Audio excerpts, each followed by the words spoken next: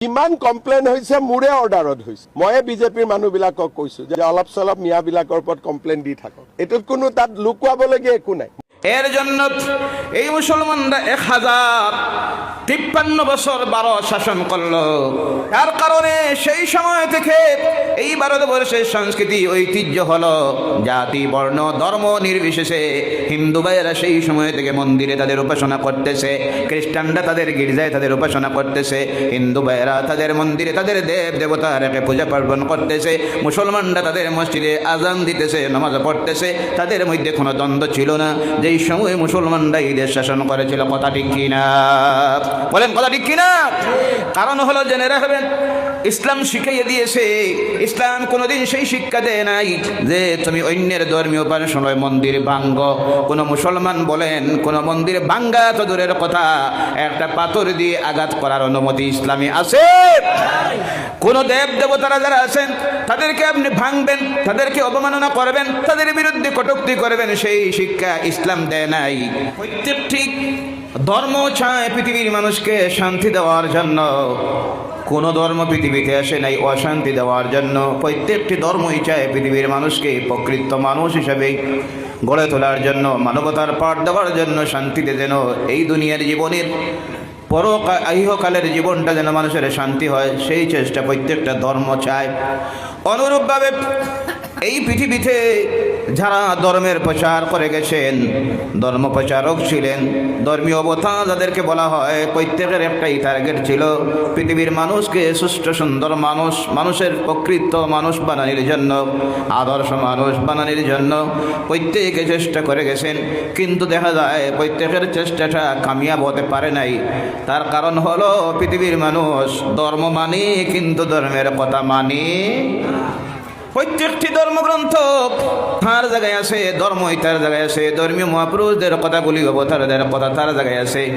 যারাই যে ধর্ম মেনেছি, ধর্ম বিশ্বাস করেছি, সেই ধর্মের কথার প্রতি আমাদের কোনো লক্ষ্য, যার কারণে এই পৃথিবীর অশান্তি তৈরি হওয়ার 1 নম্বরের কারণ হলো পৃথিবীর প্রত্যেকটি মানুষ যার যার ধর্মের বাণী বলে মানতেছে না। ধর্মীয় মহাপুরুষদের ধর্মীয় পদার্থের কথা একদিকে আর তারা আরেকদিকে। অন্যান্য ধর্মাবলম্বী ভাই বোনেরা, প্রত্যেকের প্রতি আমি অনুরোধ রাখি, আমার আলোচনাটার প্রতি আপনারা লক্ষ্য রাখুন, খেয়াল রাখুন। ভুল যদি কোনো কথা বলি প্রতিবাদ করবেন। এই যে যিনি সৃষ্টি করেছেন তার নাম হলো আল্লাহ। আল্লাহ রাব্বুল আলামিন বলছেন, শান্তি যদি পাইতে হয় তাহলে শোনো, এই শান্তির দুধ বানিয়ে একজনকে আমি জমিনের মধ্যে পাঠিয়েছি পৃথিবীর মানুষকে পথ দেখানোর জন্য। সর্বশেষ যাকে পাঠিয়েছি তিনি হলেন জনাবে মুহাম্মদুর রাসূলুল্লাহ সাল্লাল্লাহু আলাইহি ওয়াসাল্লাম। আল্লাহ এইভাবে শুধু উনি নন, আদম আলাইহিস সালাম থেকে শুরু করে যে আলোচনা আপনারা আরো শুনেছেন, 1,24,000 মতান্তরে 2,24,000-এর মতো আল্লাহ তার নবীদেরকে এই জমিনে পাঠিয়েছে দুনিয়ার মানুষকে শান্তির রাস্তায়, শান্তির পথে নেওয়ার জন্য, শান্তি প্রতিষ্ঠিত করার জন্য। বলেন সুবহানাল্লাহ। এর জন্য সেই নবীকে আল্লাহ পাঠালেন।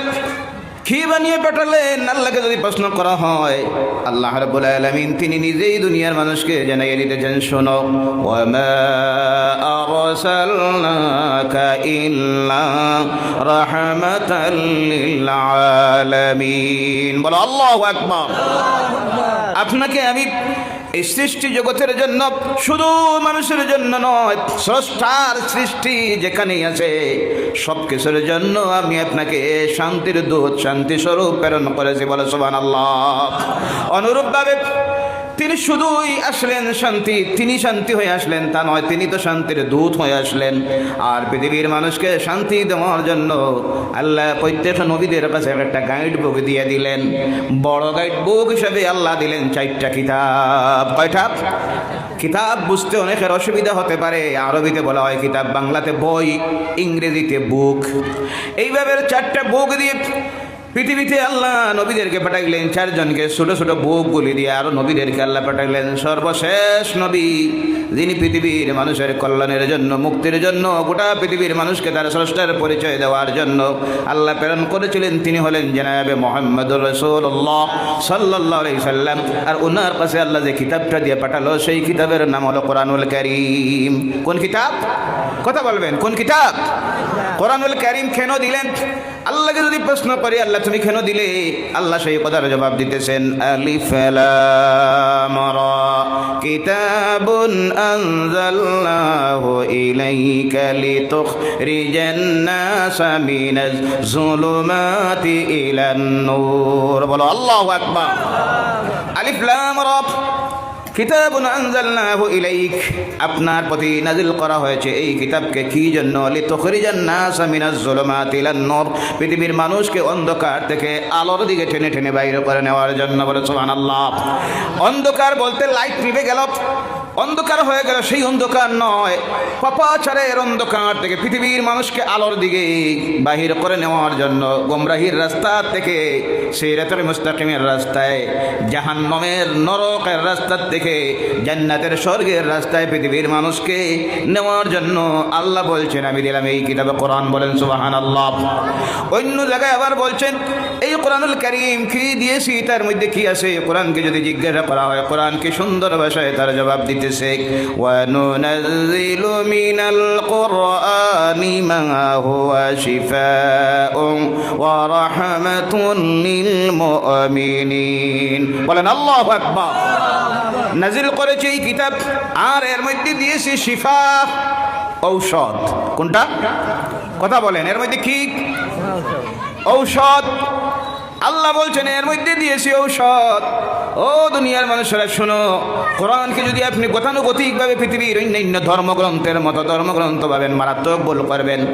এই কোরআনটা গতানুগতিক পৃথিবীর অন্যান্য ধর্মগ্রন্থের মতো শুধু ধর্মগ্রন্থ নয়, পৃথিবীর যত রোগ আছে সব রোগের ঔষধ যে ধর্মগ্রন্থে আছে তার নাম, জোরে বলেন তার নাম।